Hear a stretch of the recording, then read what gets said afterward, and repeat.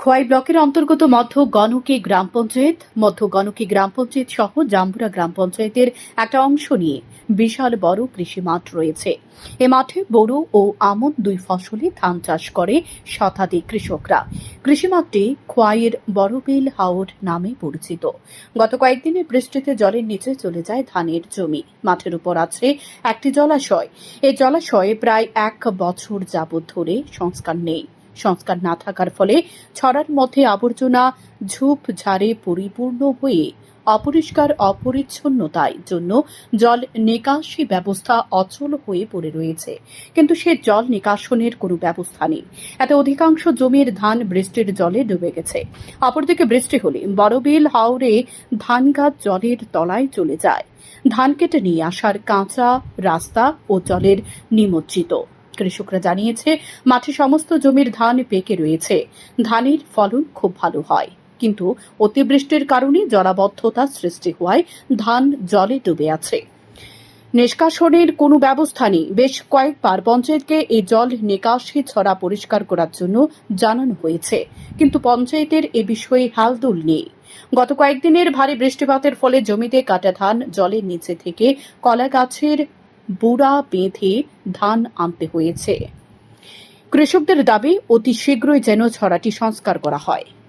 বড়বিল্লি আবার যে তলবারি উড়ান থেকে জলাইতেছে এটা আবার তত যায় এই যে খোয়াইটা খোয়াই নদীত গে নামে মানে যে নালাগুলা ইডি গাছে জাম এলিছে ধান খেত মুজে দিয়ে ধান খেতে আবার মুজি দিয়া যাইতেছে জলটা যাওয়াতে মানে ডিন বইরে গেছে ঘাসে বইরে গেছে। দিনটা আমরা কইছি রেখা পঞ্চায়েত থেকে কইছি এই রেখা দিয়ে করাইতো, এটা অনেক করাইতেছে না। আমরা ফাঁকনা ধান বৃষ্টি পড়লই ডুবে থাকা আবার ডুবে থাকা জল তো যায় না ডেনে দিয়ে দিন জাম হয়ে বইরে আছে এই আর কি। আমরা পঞ্চায়েতে অনেক কইলাম, এটা তো পরই না ঠিক। ওখানে আমরা ফাঁকনা ধান কাটতে তুলতে পারতেছি না ওর থেকে। এই আমরা সমস্যাটা জলের লেগে আমরা ধান টান সব জলে তোলা জায়গা, আমরা ধান কাটতে পারতেছি না, ধান নষ্ট হইতেছে। দিনটা পরিষ্কার করবার লাগি অতি সত্তর আমরা বৈশাখ মাস থেকে তারা বেড়াতে পারতেছি, তারা কেউ শুনে না, খালি কয় হয় না, পরে পরে না, আগে এমন খালি করে।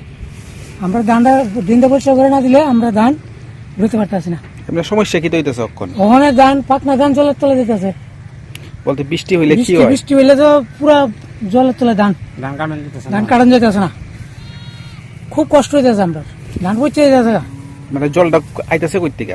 জল যাইতেছে তবলাবাড়ির সাইডের থেকে, উজান থেকে, আরো উজান থেকে আগে বাইরে গিয়া খোয়াই টাউন দিয়ে নদী। এই দেখুন কি আওয়ারের মধ্যে একটা ইয়ে আছে, ড্রেন দিয়ে আছে, ড্রেন দিয়ে জল কাটে না, জলটা কাটে না, ড্রেন ঘাসে জাম হয়ে রয়েছে, হাড়ুন যায়। ওখানে খেতে খেতে জল যায়, ক্ষেতের উপর থেকে জল যায়, শেষ হয় না। এটা ধান কি পাকনা ধানের ভিতরে জল জল পাকনা ধানের ভিতরে জল, ধান কাটন দিতেছে না, বুড়া বানিয়ে ধান কাটন লাগতেছে। জানাইছিলেন পঞ্চায়েত কি কইছে? তারা কইছিলাম, পরে তারা কিছু শব্দ করে না। এখন দেখার বিষয় কৃষকদের দাবি মেনে কত দ্রুত জল নিষ্কাশনের ব্যবস্থা করা হয়। শান্তন টিভি।